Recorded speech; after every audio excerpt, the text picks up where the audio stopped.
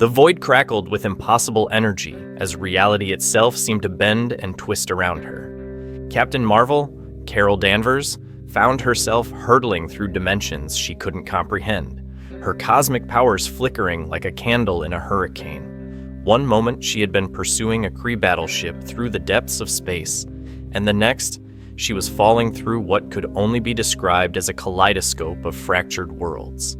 The dimensional barrier shattered like glass around her, and suddenly she was plummeting toward a landscape that defied everything she thought she knew about planetary geology. Below her stretched an endless expanse of perfectly cubic terrain, where mountain formations and forests rose in impossible geometric patterns that no natural evolution could have produced. She hit the ground with tremendous force, her body carving a crater into what appeared to be solid stone blocks. Yet as she pushed herself to her feet, brushing off dirt that seemed to cling to her in perfect square particles, Carol realized she wasn't on any world she had ever encountered in her years of cosmic patrol. The very air around her shimmered with an energy signature she couldn't identify, and the landscape stretched endlessly in all directions, composed entirely of what looked like massive building blocks arranged in impossible configurations. Standing at the edge of her impact crater, Captain Marvel surveyed this strange new reality with growing confusion. Trees that should have been organic structures instead appeared to be constructed from the same cubic materials as everything else. Their leaves forming perfect geometric patterns against a sky that seemed to shift between day and night without any apparent solar movement. The physics of this place operated on principles that challenged her understanding of how matter and energy should behave. But Carol Danvers hadn't become one of the universe's most powerful heroes by backing down from the unknown. Whatever force had brought her to this bizarre dimension, she would find a way to understand it, adapt to it, and ultimately find her way home. The question wasn't whether she could survive in this strange cubic world, but rather how this world would change now that it had gained its most unexpected inhabitant. The first sign that this reality operated under completely different rules came when Carol attempted to fly. Her powers, which had never failed her before, seemed to interact strangely with the fundamental forces governing this dimension.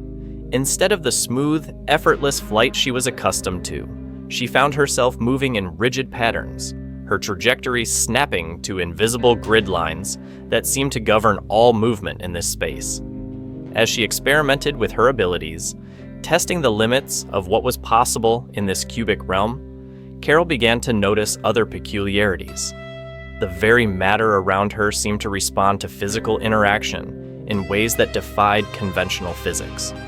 When she struck a tree in frustration, instead of splintering like normal wood, it simply disappeared, leaving behind a perfectly cubic block that floated in mid-air for a moment before dropping to the ground with a satisfying thunk. The implications hit her immediately. This wasn't just a world with unusual geology or strange physics. This was a reality where matter itself could be harvested, manipulated, and reconstructed according to principles she was only beginning to grasp. Every surface, every structure, every natural formation was composed of discrete units that could be separated and recombined in new configurations. Carol picked up the wooden block, turning it over in her hands with growing fascination. The material felt solid and real, yet it maintained its perfect cubic shape regardless of how she handled it. More intriguingly, she could sense that this single block contained the essence of the entire tree it had come from, compressed and distilled into a form that somehow retained all its original properties while conforming to this dimension's bizarre structural requirements. Curiosity overrode caution as she began experimenting more extensively with her surroundings. Each interaction revealed new aspects of this reality's fundamental nature. Stone blocks yielded to her cosmic enhanced strength just as easily as wood, crumbling into perfectly uniform cubes that she could collect and store. Even the earth beneath her feet followed these same principles, breaking apart into distinct layers of different materials, each maintaining its cubic integrity. The strangest discovery came when she attempted to reconstruct what she had dismantled. through some instinctive understanding that she couldn't quite explain, Carol found that she could manipulate these cubic units, placing them in new configurations that adhered to the dimensional rules governing this space. A wooden block placed against another wooden block formed a larger structure, while different materials could be combined in ways that created entirely new configurations. It was during these experiments that she first encountered the inhabitants of this cubic world. The creatures that approached her were unlike anything in her extensive catalog of alien life forms. They moved with purposeful intelligence, yet their forms were as geometrically perfect as everything else in this dimension. Some walked upright on 2 legs, while others scuttled on multiple appendages, but all shared the same cubic construction that defined their reality. Most surprisingly, these beings didn't seem hostile to her presence. Instead, they watched her experiments with what could only be described as curiosity, occasionally making sounds that might have been attempts at communication. Their behavior suggested a level of intelligence and social that organization rigged her, even as their appearance challenged every assumption she had about how life should develop and evolve. The realization that struck her most profoundly was that this wasn't simply a world with unusual physics or strange inhabitants. This was a reality where the fundamental building blocks of existence operated according to entirely different principles. Every atom, every molecule, every structure was organized according to a cosmic order that prioritized discrete, manipulatable units over the continuous matter she was familiar with. As the strange day-night cycle shifted around her, Carol found herself facing a choice that would define her experience in this dimension. She could continue trying to understand this reality from the outside, treating it as an obstacle to overcome in her quest to return home. Or she could embrace the unique properties of this cubic world, learning to work within its constraints and discovering what new possibilities it might offer. The decision became clearer as she observed the inhabitants of this dimension going about their daily activities. They didn't struggle the cubic against nature of their reality. Instead, they had learned to thrive within it, creating structures and technologies that took advantage of its unique properties.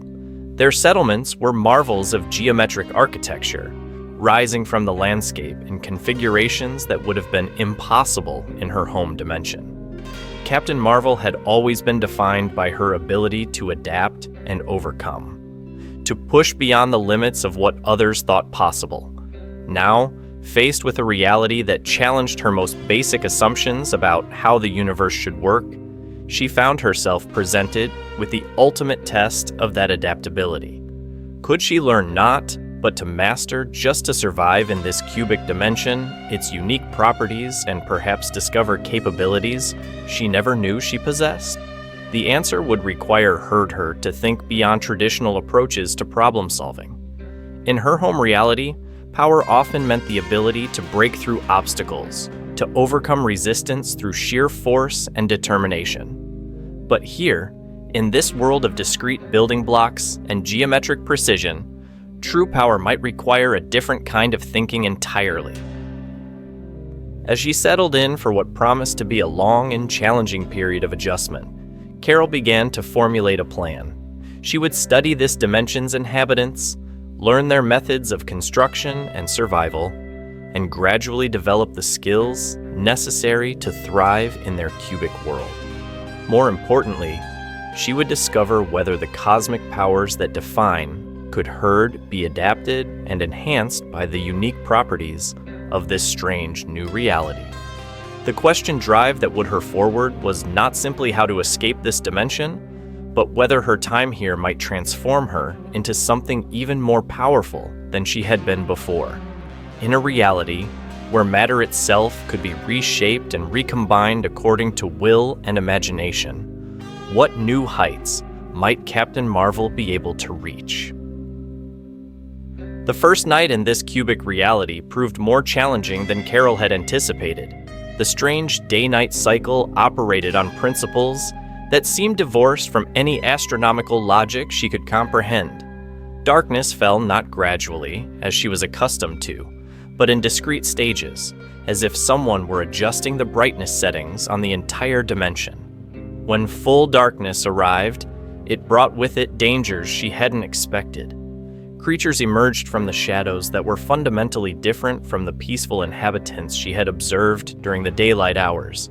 These hostile entities moved with predatory intent, their cubic forms twisted into shapes that radiated menace. Some shambled forward on legs that bent at impossible angles, while others scuttled across the geometric landscape with spider-like appendages that clicked against the stone blocks beneath them. Captain Marvel's first instinct was to engage these threats with the overwhelming force that had served her so well throughout her cosmic career. Her energy blasts illuminated the cubic landscape in brilliant flashes of photon-based destruction, and her superhuman strength sent the hostile creatures flying across the geometric terrain. But as she fought, she began to notice something peculiar about how combat functioned in this dimension. The creatures didn't simply die when defeated. Instead, they seemed to dissolve, leaving behind various cubic materials that dropped to the ground with the same satisfying thunk she had observed when harvesting natural resources. Some left behind bone-like substances. Others dropped strange powders or crystalline formations, all maintaining the perfect geometric properties that governed everything in this reality.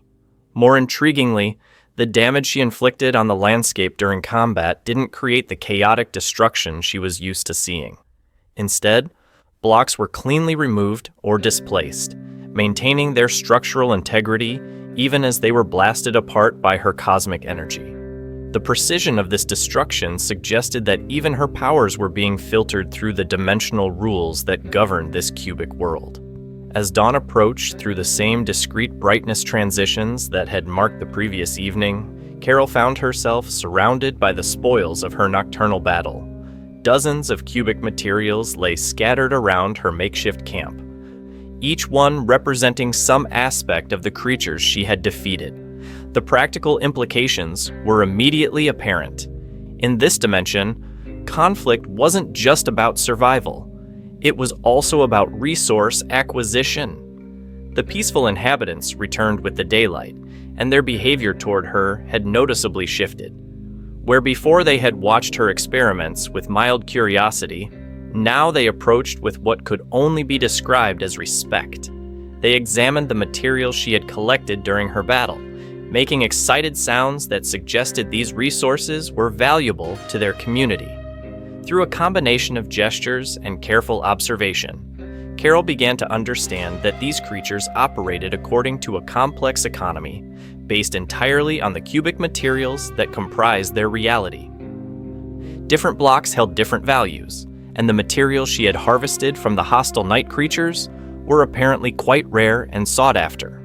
Without realizing it, she had established herself as a formidable provider within their social structure. This revelation led to her first real breakthrough in understanding how to thrive in this cubic dimension. The inhabitants didn't just passively accept the limitations of their reality, they had developed sophisticated systems for manipulating and combining the basic building blocks around them. Their tools, their weapons, their entire infrastructure was based on principles of modular construction that allowed for infinite customization and adaptation. One of the more industrious inhabitants what approached her carrying appeared to be a workstation constructed from various cubic components. Through careful demonstration, the creature showed her how different to create tools. To specific patterns, materials could be combined according and equipment far more sophisticated than their simple appearance suggested. A few wooden blocks combined with stone and metal components could produce implements that defied easy categorization, possessing properties that seemed to blend magic and technology. Carol's scientific mind immediately grasped the revolutionary implications of this construction system. In her home reality, creating advanced technology required vast industrial infrastructure, rare materials, and decades of research and development. Here, the same level of sophistication could be achieved through clever combinations of readily available cubic resources, guided by principles that anyone could learn and master. Her first attempt at crafting within this system was clumsy but encouraging. Following the inhabitants' patient instruction, she managed to combine basic materials into a simple tool that enhanced her ability to harvest resources from the environment.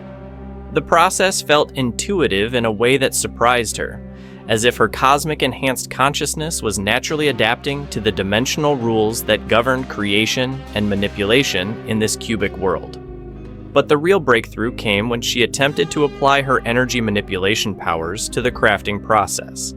Instead of simply following the predetermined patterns the inhabitants had shown her, Carol began experimenting with infusing her cosmic energy directly into the cubic materials as she combined them.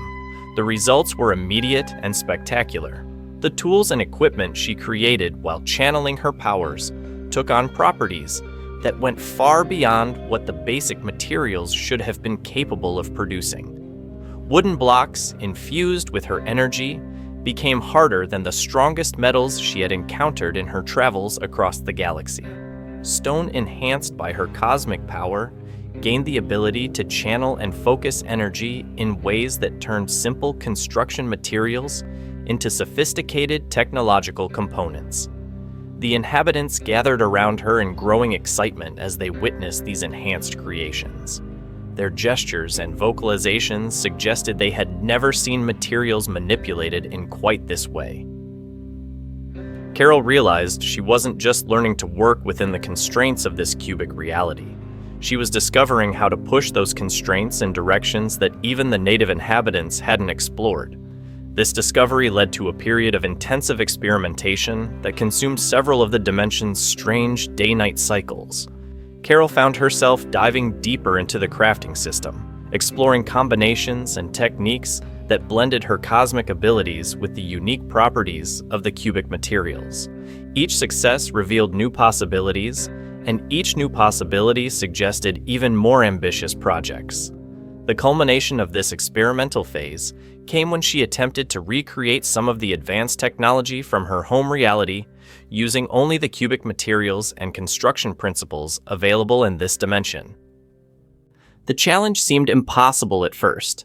How could she replicate the sophisticated systems of a spacefaring civilization using what appeared to be simple building blocks? The answer lay in understanding that sophistication in this reality didn't come from complexity of individual components, but from the elegant interaction between simple elements arranged in precise configurations. A communications device didn't need to be built from rare alloys and crystalline matrices. It could be constructed from enhanced wooden blocks and stone components, provided they were arranged according to principles that took advantage of the dimensional rules governing energy transmission and information processing. Her first successful recreation was a basic scanning device that allowed her to analyze the properties of different cubic materials more precisely. The scanner looked nothing like the advanced equipment she was familiar with, resembling more a geometric puzzle constructed from various colored blocks. But when activated through her cosmic energy, it provided detailed information about the resources around her, revealing hidden properties and potential combinations she hadn't considered. This success sparked an ambitious project that would test the true limits of what was possible in this cubic reality. Carol decided to attempt the construction of a communication array powerful enough to reach across dimensional barriers, potentially allowing her to make contact with her allies in her home reality. The scope of such a project would require not just advanced crafting techniques, but also a fundamental understanding of how this dimension's physics interacted with the cosmic forces she commanded. The inhabitants of the cubic world watched with fascination as she began gathering the massive quantities of materials such a project would require. Her enhanced capabilities allowed her to harvest resources at a rate that amazed the native creatures. But even with her advantages, the scale of construction she envisioned would push both her abilities and the dimensional rules to their absolute limits. As she prepared for this monumental undertaking, Carol couldn't help but reflect on how profoundly this experience was changing her understanding of power and possibility. In her home reality, she had been defined by her ability to project overwhelming force across vast distances.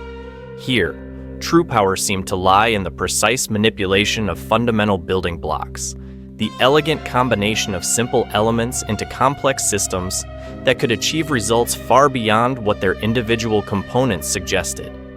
The question that drove her forward was whether this new understanding might fundamentally transform not just her abilities, but her entire approach to problem solving and conflict resolution.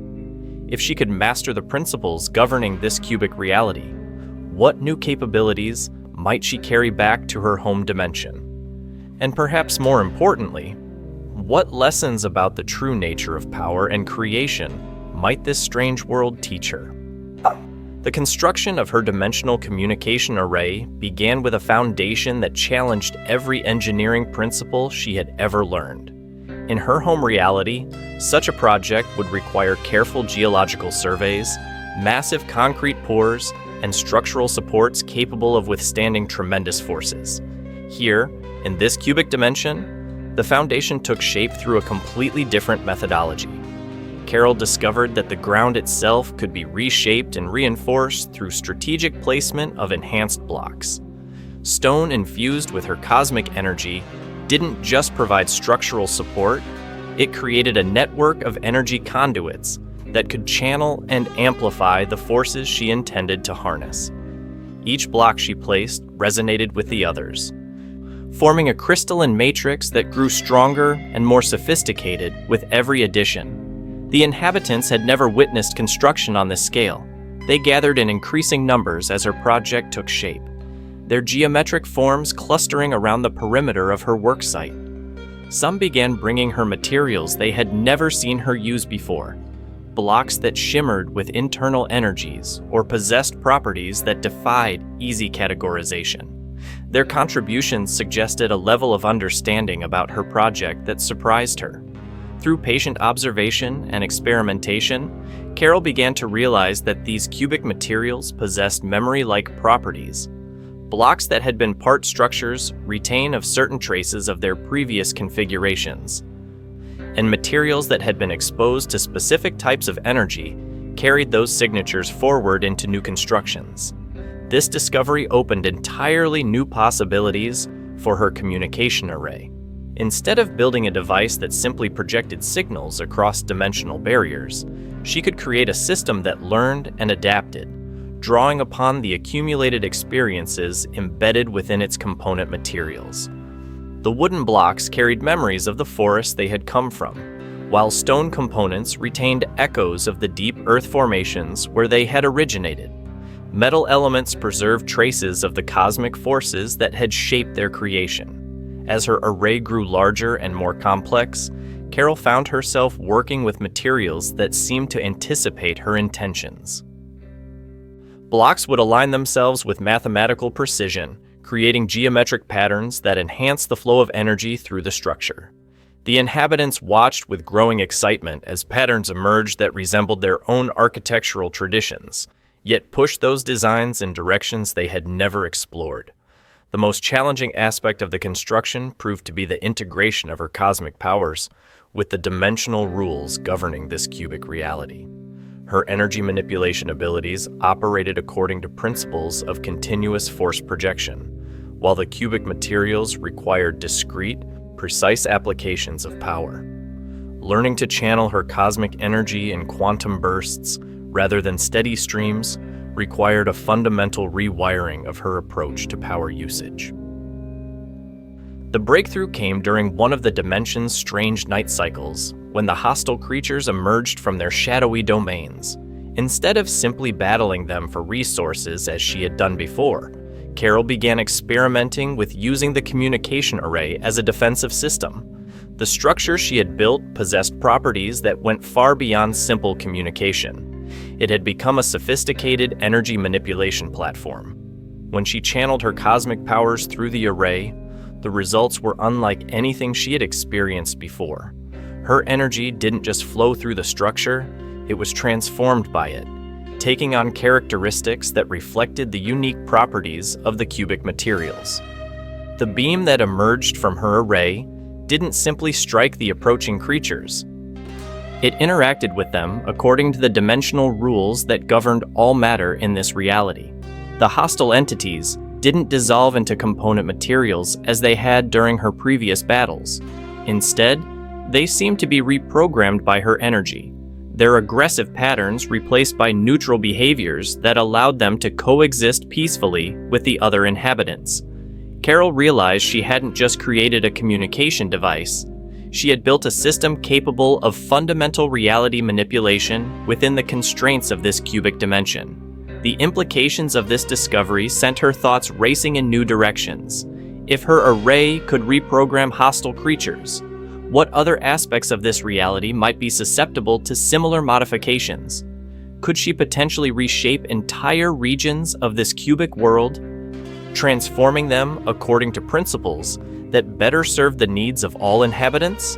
Her experiments with reality manipulation revealed that this dimension possessed safeguards against unlimited change. The cubic nature of all matter seemed to impose natural constraints on how extensively any region could be modified. These limitations weren't obstacles to overcome through greater force. They were fundamental rules that maintained the stability and coherence of the entire dimensional structure. Working within these constraints rather than against them, Carol began developing techniques that allowed for precise, localized modifications that enhanced rather than disrupted the existing order. She could strengthen the defensive capabilities of inhabitant settlements, improve the efficiency of their resource-gathering operations, and even create new types of materials that expanded their technological possibilities. The inhabitants responded to these improvements with behaviors that transcended simple gratitude. They began organizing themselves into more complex social structures, with different groups specializing in various aspects of cubic construction and resource management. Carol realized she wasn't just helping individual creatures, she was catalyzing the evolution of an entire civilization. This realization brought with it a profound sense of responsibility. Her presence in this dimension wasn't just a temporary inconvenience to be endured until she found a way home. Her actions were having permanent consequences that would shape the development of this cubic reality for generations to come. The question became not just how to escape this dimension, but how to ensure that her influence contributed positively to its future. The communication array had grown into a magnificent structure that dominated the geometric landscape around it. Its towers reached toward the cubic sky in spiraling configurations, space itself, creating that seemed to twist visual effects that hurt the mind to contemplate directly. Energy flowed through its crystalline matrices in patterns that resembled both lightning and liquid mercury, never quite settling into predictable behaviors. But for all its impressive appearance, the array had not yet achieved its primary purpose. Carol's attempts to establish contact with her home dimension continued to meet with static and interference. The signals to disappear interdimensional she transmitted seemed voids that offered no echo or response. She began to suspect that the barriers between realities were more complex than simple distance or energy requirements. The solution came from an unexpected source. One of the inhabitants approached her carrying a block unlike any she had seen before. This material seemed to exist in a state of constant flux. Its cubic shape maintained despite internal energies that caused its surface to ripple and shift. When she touched it, Carol experienced a brief moment of disorientation, as if she were simultaneously present in multiple dimensions. Integrating this exotic material into her communication array created immediate and dramatic results. Instead of trying to punch through dimensional barriers with brute force, her signals began navigating the complex topology of interdimensional space, following pathways that existed between realities rather than attempting to cross them directly. The first successful transmission sent a pulse of pure elation through her consciousness. The response that came back was weak and distorted, but unmistakably from her home dimension. Her allies were searching for her, their own advanced technologies sweeping across dimensional boundaries in hopes of establishing contact. The reunion, when it came, would require careful coordination and precise timing, But for the first time since her arrival in this cubic reality, Carol felt genuinely confident that return was possible. Yet, as she prepared for the complex process of dimensional transit, she found herself increasingly reluctant to abandon the world she had helped to transform. The inhabitants had become more than subjects of her protection. They were collaborators in a grand experiment that was reshaping the very nature of what this cubic dimension could become. Her departure would leave them with capabilities and knowledge they had never possessed, but without the cosmic power source that had made their rapid advancement possible. The ethical implications weighed heavily on her conscience. Was it responsible to introduce such dramatic changes to a civilization and then simply vanish, leaving them to deal with the consequences alone? Or did her duty to her home dimension and her own allies outweigh her obligations to the inhabitants of this cubic reality? The answer would require wisdom that went beyond simple power or technical capability. Captain Marvel had always defined herself through action and decisive leadership, but this situation demanded a more nuanced approach that balanced competing responsibilities across multiple realities. The weight of her decision crystallized as Carol stood before the dimensional communication array, its geometric spires pulsing with the rhythm of interdimensional signals. The inhabitants' greater numbers than she had ever seen. There had gathered around her in cubic forms, arranged in concentric circles that stretched beyond the horizon. They seemed to understand that this moment would determine not just her fate, but the trajectory of their entire civilization. Through the enhanced materials she had integrated into the array, Carol could sense the dimensional pathways opening before her. The route home shimmered with possibility, a golden thread stretching across the void between realities. Her allies were maintaining their search patterns, their signals growing stronger with each passing moment. The window for successful transit was approaching its optimal parameters. But as she prepared to activate the dimensional transfer protocols, one of the inhabitants approached with something she had never seen before. The creature carried what appeared to be a construction unlike any other in this cubic world. Instead of discrete blocks arranged in geometric patterns, this structure seemed to flow and shift, its form suggesting organic growth patterns that defied the dimensional rules she thought she understood. The revelation struck her with stunning force. This wasn't just. It was a representation, a tool, or artifact of possibility itself. A glimpse of what this cubic dimension might become if its inhabitants continued to push beyond their current limitations. The creature was showing her that her influence hadn't just improved their existing capabilities, it had opened pathways to entirely new forms of existence that transcended the cubic constraints she had assumed were absolute. Carol realized that her presence here hadn't been an accident or cosmic coincidence. The dimensional barriers that had brought her to this reality had been weakened by forces she was only beginning to comprehend. Other realities were bleeding through, creating opportunities for evolution and transformation that occurred perhaps once in a cosmic epoch. Her arrival had catalyzed changes that were part of a much larger pattern of interdimensional convergence. The inhabitants weren't just asking for her continued presence, they were offering her something unprecedented. Through the flowing structure they presented, Carol could sense that they had developed techniques for bridging dimensional barriers without requiring her to abandon her home reality entirely. The cubic materials had evolved beyond simple building blocks into something resembling dimensional anchors, capable of maintaining stable connections across multiple realities simultaneously. This discovery fundamentally altered the nature of her choice. Instead of selecting between her home dimension and this cubic world, she could potentially maintain a presence in both. The implications were staggering. Such a capability would allow her to serve as a guardian, not just for Earth and the cosmic territories she had traditionally protected, but for entire networks of interconnected realities.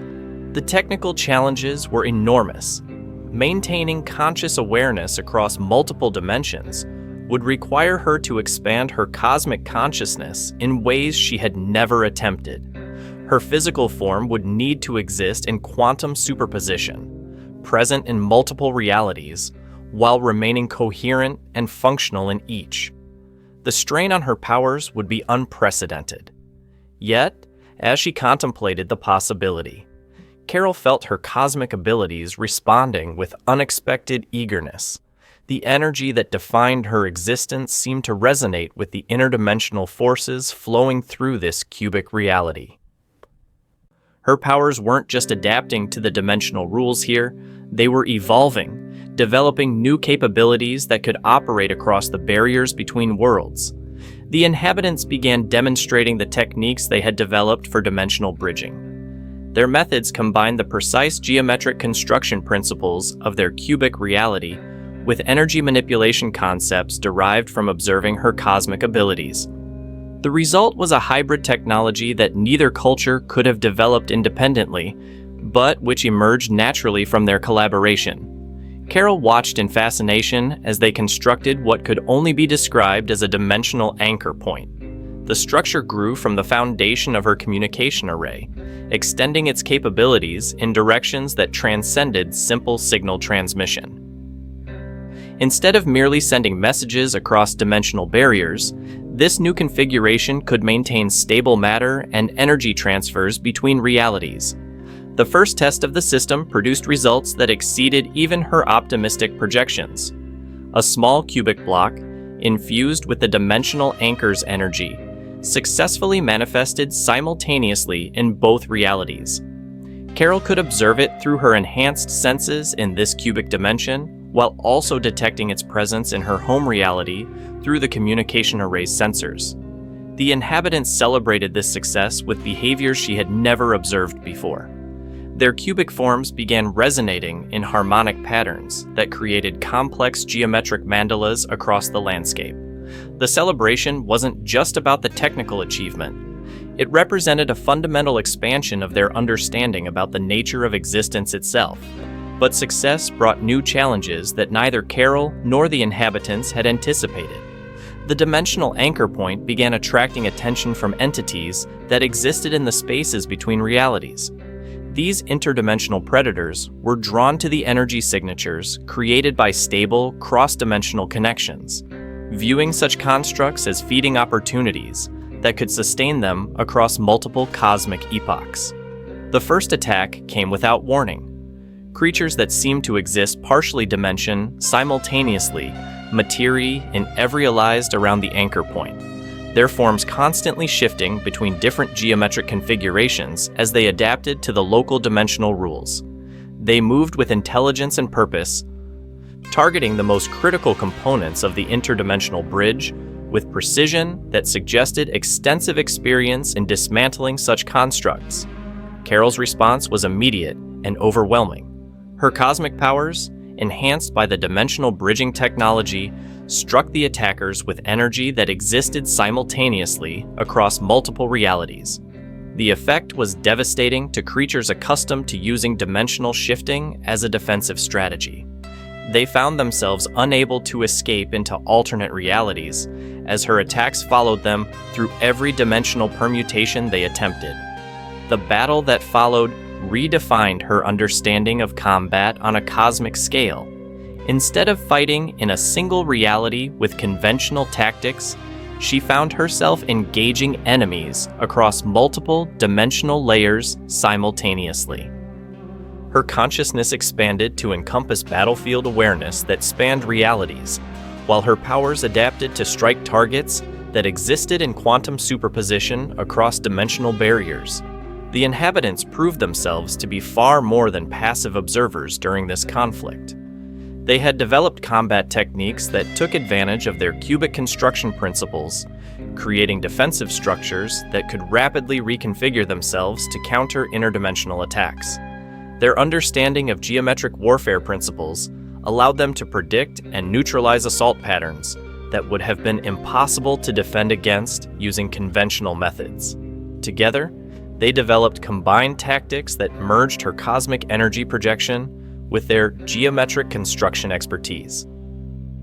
The result was a defensive system that didn't just repel interdimensional predators, but actually strengthened the dimensional anchor point through combat. Each successful defense integrated energy patterns from defeated attackers into the anchor's structure, gradually building immunity to similar future assaults. The victory came at a cost that neither side had fully anticipated. The dimensional anchor point had evolved during combat into something far more complex and powerful than its original design. Instead of simply bridging two realities, it had become a nexus point that connected to multiple dimensions simultaneously. The energy flowing through it was reshaping both her cosmic abilities and the fundamental nature of the cubic dimension itself. Carol realized that her choice had already been made for her.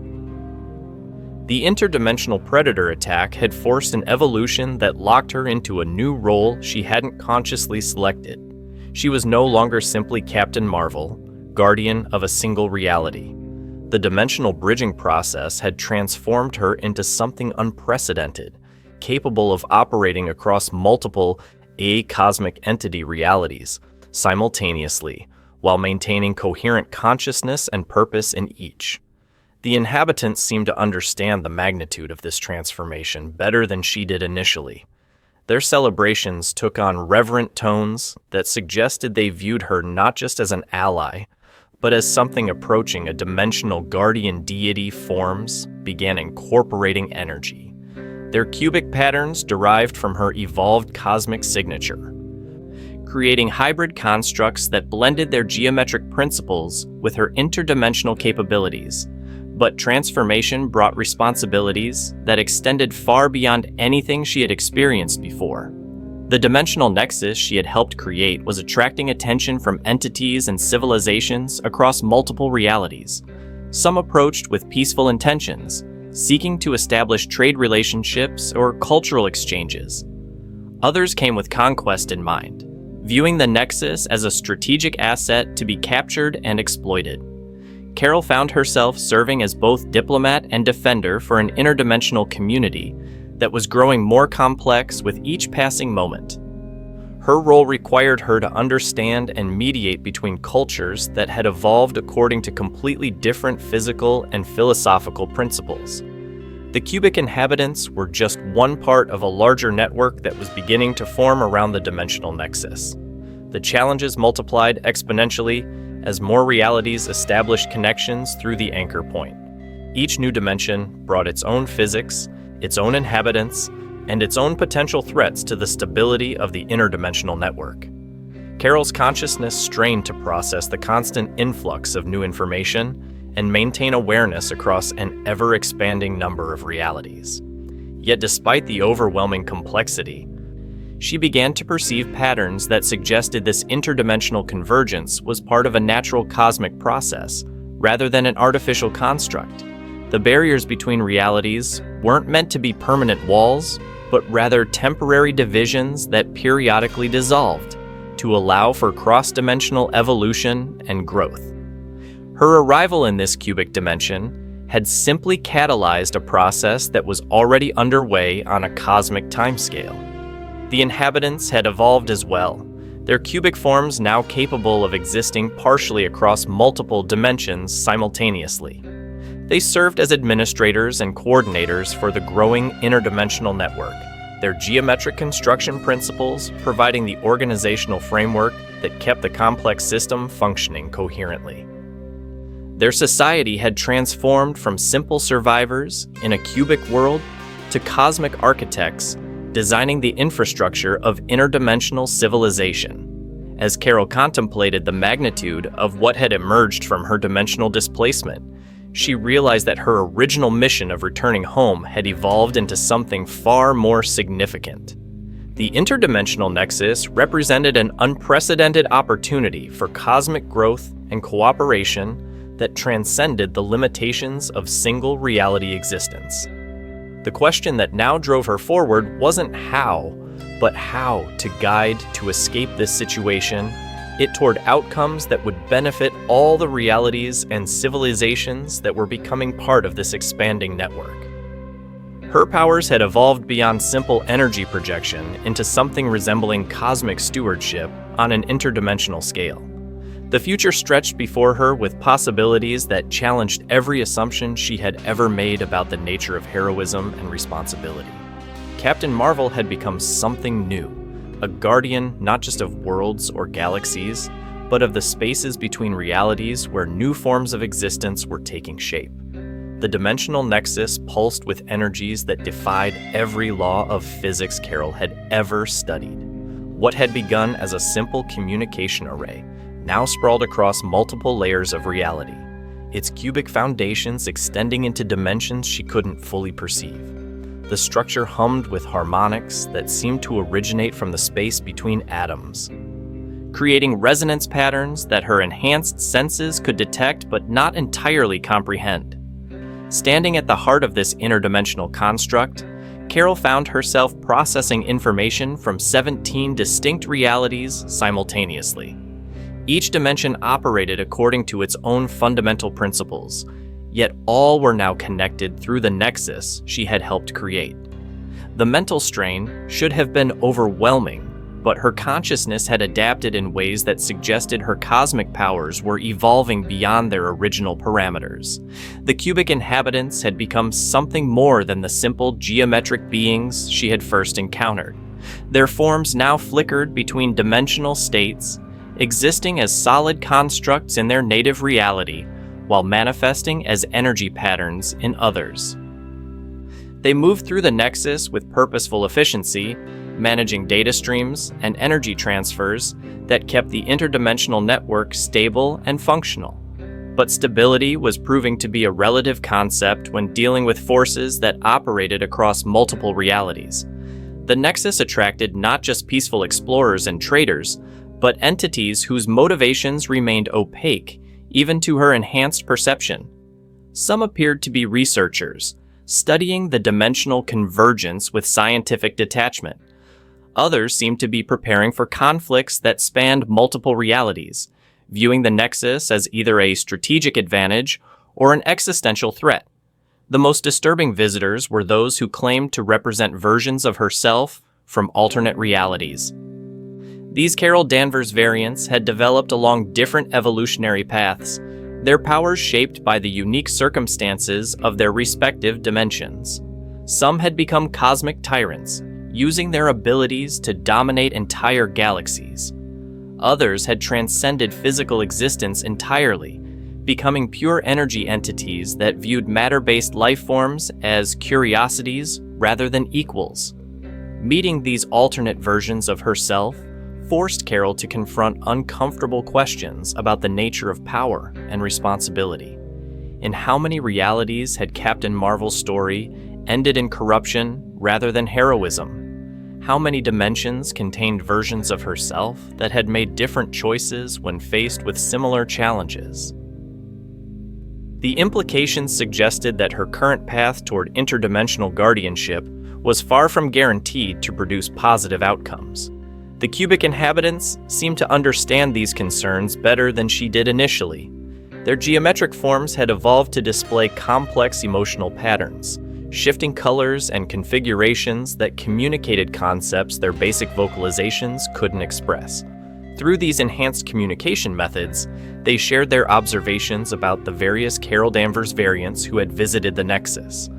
According to their analysis, the versions of herself that had succumbed to corruption shared common characteristics that distinguished them from those who had maintained their heroic principles. The corrupted variants had invariably isolated themselves from meaningful relationships with other beings, viewing their power as evidence of inherent superiority rather than responsibility. They had stopped learning from their mistakes, becoming convinced that their cosmic abilities made them infallible. In contrast, the heroic versions had maintained connections with communities that could challenge their decisions and provide alternative perspectives. They had continued to grow and adapt, using their powers not to dominate, but to enable others to reach their own potential. The cubic inhabitants suggested that her current relationship with them represented a crucial test of which evolutionary path she would ultimately follow. This revelation prompted Carol to examine her own motivations more carefully. Was her desire to guide the interdimensional network toward positive outcomes genuinely altruistic? Or was it simply another form of cosmic arrogance? Did she have the right to make decisions that would affect multiple realities, even if her intentions were benevolent. The questions had no easy answers, but the act of asking them seemed to be part of what distinguished heroic variants from their corrupted counterparts. The complexity of these ethical dilemmas was compounded by practical challenges that grew more severe with each passing day.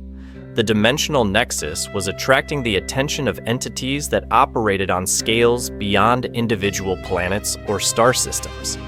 Cosmic forces that regulated the fundamental structure of reality itself were beginning to take notice of the unprecedented dimensional convergence. And their response was difficult to predict. The first direct contact from these cosmic regulators came through a manifestation that challenged every assumption Carol had developed about the nature of existence. The entity that appeared at the Nexus didn't have a physical form in any conventional sense, instead existing as a pattern of conceptual relationships that somehow conveyed meaning directly to her consciousness. It identified itself as a guardian of dimensional integrity, responsible for maintaining the barriers that prevented realities from collapsing into each other. According to this guardian, the dimensional nexus represented a potentially catastrophic violation of cosmic order. The barriers between realities existed for fundamental reasons related to the stability of the universe itself. Allowing unlimited cross-dimensional interaction could trigger cascade failures that might unravel the basic structure of existence across multiple reality clusters. The Guardian offered Carol two options: voluntarily dismantle the dimensional nexus and accept exile to a sealed pocket dimension where she could exist without threatening cosmic stability, or face intervention from entities whose power dwarfed even her evolved cosmic abilities. The ultimatum was delivered without emotion or malice, presented simply as a statement of necessary consequences for actions that threatened universal stability. The cubic inhabitants reacted to this ultimatum with behaviors Carol had never observed before. Their geometric forms began resonating in complex patterns that created standing waves throughout the dimensional nexus. The energy signatures they generated were unlike anything in her experience, suggesting capabilities they had never revealed during their previous collaborations. Through their enhanced communication methods, the inhabitants explained that the Guardian's ultimatum was based on incomplete information about the nature of reality itself. The barriers between dimensions weren't permanent fixtures designed to prevent interaction. They were temporary constraints that periodically dissolved to allow for cosmic evolution. The dimensional nexus wasn't violating cosmic order, but rather facilitating a natural process that occurred on timescales too vast for most entities to perceive. The inhabitants had been preparing for this moment far longer than Carol had realized. Their cubic forms contained compressed information about previous dimensional convergences that had occurred throughout cosmic history. Each convergence had been opposed by entities claiming to represent cosmic order, but each had ultimately proven necessary for the continued evolution and growth of reality itself. The Guardian's response to this information was immediate and overwhelming. Instead of engaging in debate or negotiation, it began implementing what it termed corrective protocols, designed to forcibly separate the connected dimensions and seal the breaches in reality's structure. The process involved energies that operated on scales Carol had never encountered, forces that could literally rewrite the fundamental laws governing existence itself. The battle that erupted around the dimensional nexus transcended every previous definition of cosmic conflict. Carol found herself fighting not just for the survival of the interdimensional network, but for the right of realities to evolve beyond their original parameters. Her cosmic powers, enhanced by the dimensional bridging technology, allowed her to engage the Guardian on roughly equal terms, but the entity's ability to manipulate the basic structure of existence gave it advantages she struggled to counter. The cubic inhabitants proved themselves to be far more than passive observers during this cosmic confrontation. Their geometric forms underwent transformations that revealed capabilities hidden since the beginning of their collaboration. They could manipulate dimensional space itself, creating pockets of altered reality where different physical laws applied. Their construction principles extended beyond simple matter manipulation into the realm of fundamental force relationships. Together, Carol and the inhabitants developed combat strategies that operated on multiple levels of reality simultaneously. Instead of simply opposing the Guardians' corrective protocols with brute force, they began demonstrating that the dimensional convergence was producing outcomes that enhanced rather than threatened cosmic stability.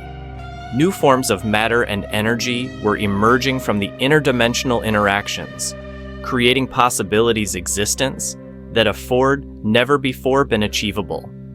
The Guardians' responses became increasingly erratic, as evidence mounted that its understanding of cosmic order was incomplete. The entity had been programmed or conditioned to prevent dimensional convergences based on theoretical models that didn't account for the creative potential of cross-dimensional interaction. Its attempts to enforce separation were actually creating the instabilities it claimed to be preventing. The resolution came not through victory in combat, but through a fundamental shift in understanding that transformed the nature of the conflict itself. Carol realized that the Guardian wasn't truly an opponent, but rather another aspect of the cosmic process it claimed to regulate. Its function was to test dimensional convergences, ensuring that only those capable of producing genuine evolutionary advancement could persist. The dimensional nexus had passed the test by demonstrating its ability to defend itself, while simultaneously proving its value to cosmic development. The Guardian's aggressive protocols dissolved, as it acknowledged that the convergence met the criteria for permanent establishment. Instead of dismantling the network, it began integrating its own regulatory functions into the nexus structure, ensuring that future expansions would occur within parameters that maintained cosmic stability. This integration marked a new phase in the development of the interdimensional network. The Guardian's presence provided access to information about cosmic processes that operated on scales beyond individual realities. Carol found herself learning about the deep structure of existence itself, gaining insights that transformed her understanding of her role as a cosmic entity. The cubic inhabitants had evolved as well, their forms now incorporating regulatory patterns derived from the Guardian's cosmic functions. They served as administrators not just for the immediate dimensional network, but for a growing web of interdimensional connections that spanned vast regions of the cosmic structure. Their geometric construction principles had become the organizational framework for a new form of existence that transcended the limitations of single reality civilization. As Carol contemplated the magnitude of what had emerged from her accidental arrival in this cubic dimension, she realized that her transformation from simple superhero to interdimensional guardian was part of a pattern that extended far beyond her individual story. The cosmic process that had brought her here was operating on scales that encompassed entire reality clusters, facilitating evolutionary leaps that occurred perhaps once in the lifetime of the universe itself. The inhabitants showed her visualizations of similar processes occurring throughout the cosmic structure. Other dimensional nexuses were forming around different catalyst entities, each one contributing to a vast network of interconnected realities that was gradually emerging from the chaos of separated existence. Her role wasn't unique, but it was crucial to the success of this cosmic evolutionary phase. The responsibility was both humbling and terrifying. The decisions she made about the development and expansion of her dimensional nexus would influence the trajectory of cosmic evolution across multiple reality clusters. The wrong choices could trigger cascade failures that might prevent entire regions of existence from achieving their evolutionary potential. Yet, as she observed the thriving community that had emerged around the dimensional nexus, Carol felt a deep sense of satisfaction that transcended her previous experiences as a hero. The cubic inhabitants had grown from simple geometric beings into cosmic architects, whose capabilities exceeded anything she had imagined possible. The various reality groups that had joined the network were developing hybrid technologies and cultural forms that represented unprecedented achievements in interdimensional cooperation. The future stretched before them with possibilities that challenged every assumption about the limits of existence itself. New realities were still forming around the Nexus, each one bringing unique perspectives and capabilities that enhance the collective potential of the network. Carol's role was evolving from guardian to facilitator, helping to and civilization that had never before guided the emergence of forms of consciousness been possible. The dimensional nexus pulsed with rhythms that seemed to echo the heartbeat of the cosmos itself, a constant reminder that she had become part of something infinitely larger than any individual reality or civilization. Captain Marvel had transcended her origins to become something unprecedented in cosmic history, a bridge between realities that enabled the universe itself to evolve beyond its previous limitations. The cubic inhabitants gathered around her in configurations that resembled both celebration and preparation, their geometric forms shifting through patterns that communicated concepts too complex for conventional language. They were ready for the next phase of expansion, the establishment of connections with reality clusters that existed beyond the current network's reach. Carol felt her consciousness expanding to encompass the vast scales of space and time involved in such expansion. Her cosmic powers had evolved to operate not just across dimensions, but across the fundamental structure of existence itself. The journey that had begun with a simple fall through dimensional barriers had transformed her into something that existed at the intersection of individual heroism and cosmic process. The adventure was far from over. In fact, it was just beginning to reveal its true scope and significance. The revelation struck Carol with the force of a collapsing star.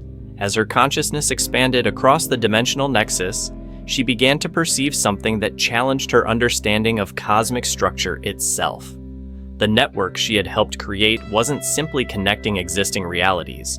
It was generating entirely new dimensions through the intersection of incompatible physical laws. Where two realities touched at the nexus boundaries, the conflicting principles of existence created zones of pure possibility.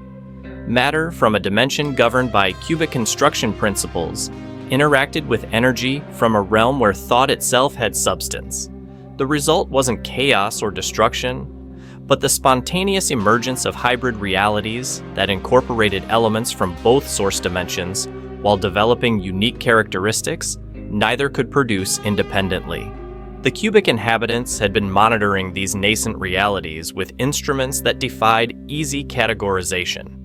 Their geometric forms now incorporated sensory apparatus that could perceive dimensional birth processes, tracking the formation of new physical laws as they crystallized from the interaction between conflicting cosmic principles. They presented their findings to Carol through data streams that bypassed language entirely, downloading information directly into her enhanced consciousness. According to their observations, the new realities weren't random variations on existing themes. Each one represented a specific solution to cosmic problems that had previously been considered unsolvable, a dimension where entropy operated in reverse, gradually organizing chaotic systems into increasingly complex structures.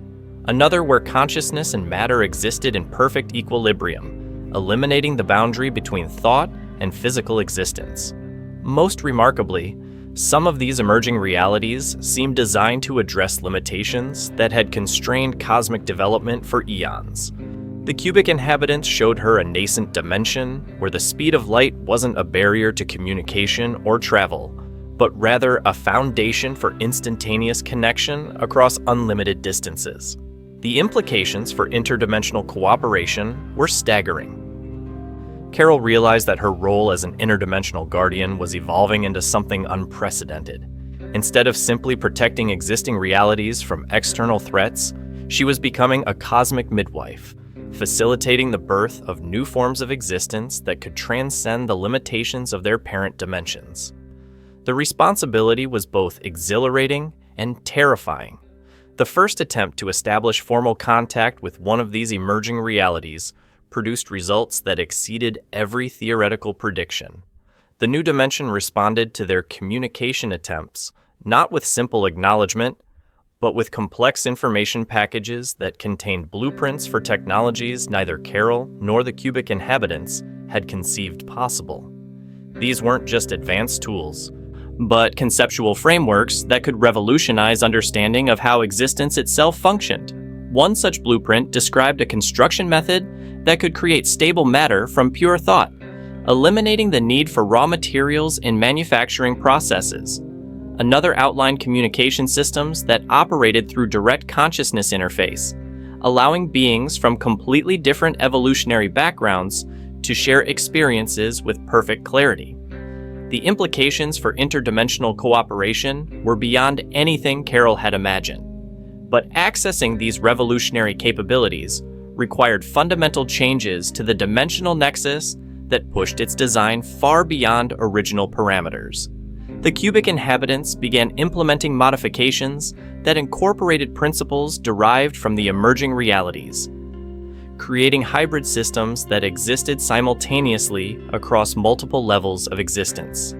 Their geometric forms became more fluid, adapting in real time to accommodate technologies that operated according to physics that hadn't existed moments before. Carol found herself serving as both power source and regulatory system for these unprecedented modifications.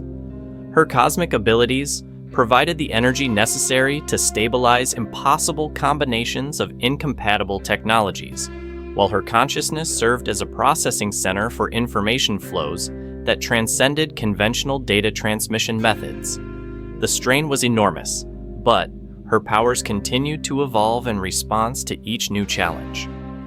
The breakthrough came when she realized that her approach to power utilization had been fundamentally limited by assumptions derived from her original reality.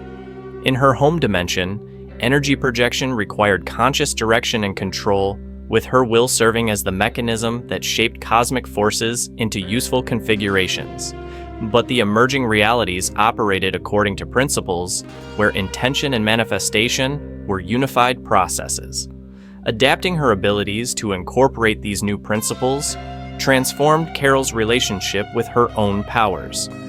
Instead of projecting energy outward to achieve specific effects, she began existing as a focal point where possibility itself could crystallize into reality.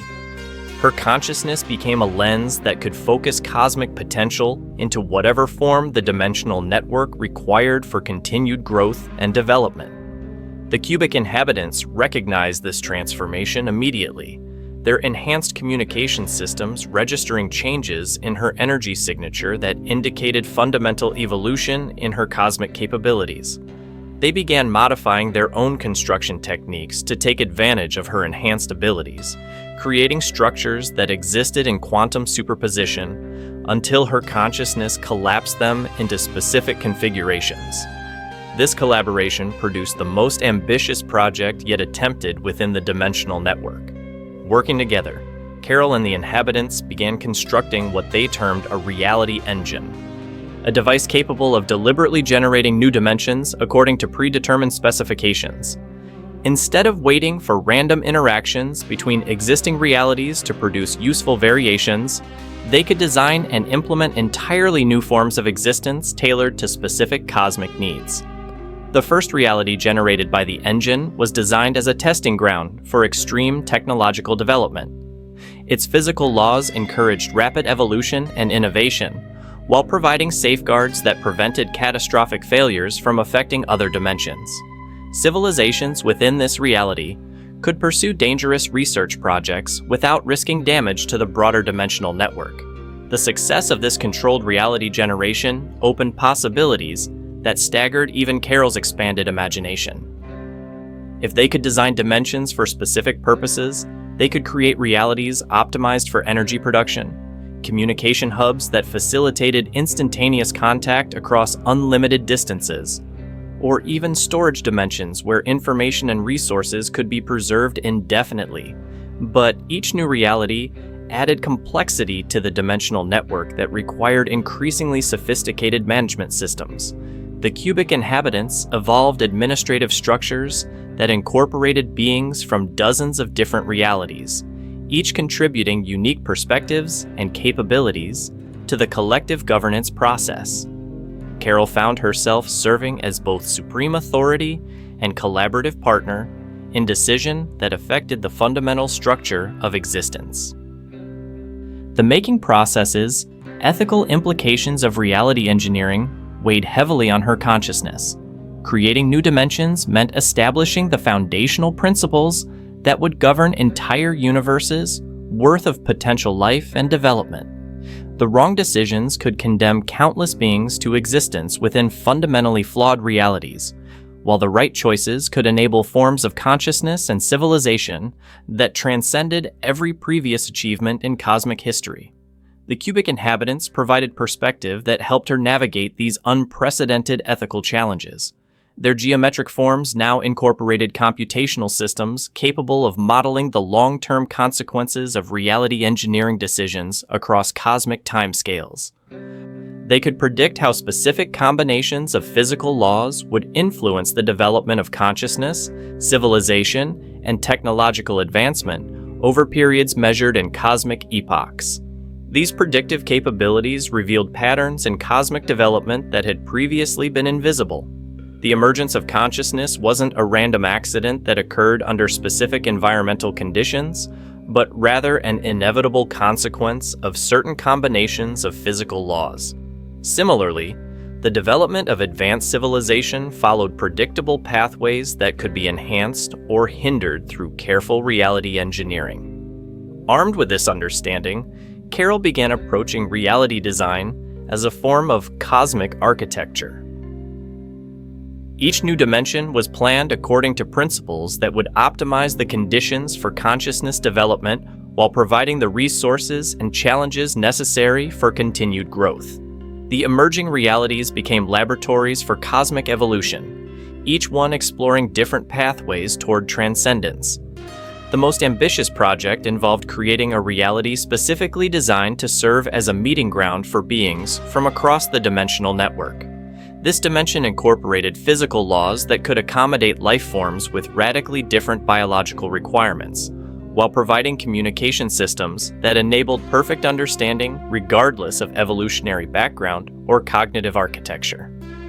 The construction of this meeting dimension required Carol to push her evolved abilities to their absolute limits.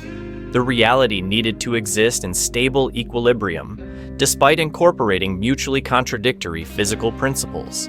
Matter that behaved according to cubic construction rules had to coexist with energy that followed continuous flow dynamics. Time needed to be simultaneously linear and cyclical to accommodate beings from realities with different temporal structures. The solution required her to exist simultaneously across multiple dimensional layers, her consciousness serving as a living bridge between incompatible aspects of existence.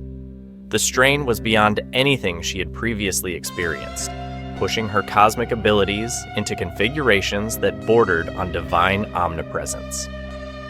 Yet the result was a dimension that functioned as intended, providing a stable environment where beings from any reality within the network could interact safely and productively. The first interdimensional conference held within this meeting dimension brought together representatives from 47 different realities. The diversity of consciousness forms was staggering. Beings of pure energy interacted with crystalline entities whose thoughts moved at geological speeds. Hive minds composed of billions of individual components shared perspectives with singular consciousnesses that spanned entire galaxies. Carol served as both host and translator for this unprecedented gathering, her enhanced abilities allowing her to facilitate communication between beings whose fundamental nature made direct interaction impossible under normal circumstances. The cubic inhabitants provided logistical support, their administrative systems managing the complex requirements of entities whose basic needs ranged from exotic radiation to crystallized time. The outcomes of this conference exceeded every optimistic projection. The assembled beings didn't simply share information about their respective realities. They began collaborating on projects that required capabilities from multiple dimensions. A group of energy beings partnered with matter-based engineers to develop construction techniques that could build structures from solidified light. Temporal entities worked with spatial architects to design buildings that existed across multiple time streams simultaneously. But the most significant development was the emergence of hybrid consciousness forms that incorporated elements from multiple realities. Beings began volunteering to undergo processes that allowed them to exist partially across several dimensions, gaining capabilities that no single reality could provide while maintaining coherent identity and purpose. Carol realized that she was witnessing the birth of a new form of existence that transcended the limitations of individual realities entirely. These hybrid beings represented the next stage in cosmic evolution. Consciousness forms that could operate across the fundamental structure of existence itself, rather than being confined to single-dimensional frameworks. The implications were profound. If consciousness could evolve beyond dimensional boundaries, then the universe itself might be approaching a phase transition that would transform the basic nature of existence. The dimensional network she had helped create wasn't just facilitating communication and cooperation between realities. It was enabling the emergence of cosmic consciousness on scales that had never before been possible. The cubic inhabitants had evolved as well, their geometric forms now incorporating hybrid elements that allowed them to serve as administrators for this expanding cosmic consciousness. They moved through dimensions with fluid grace, managing information flows and resource distributions that spanned reality clusters of unprecedented complexity. As Carol observed the thriving interdimensional community that had emerged around the dimensional nexus, she felt a deep satisfaction that transcended her previous experiences as a hero. The accidental fall through dimensional barriers that had brought her to the cubic reality had catalyzed changes that were transforming the fundamental nature of existence itself. Yet she also sensed that this transformation was still in its early stages.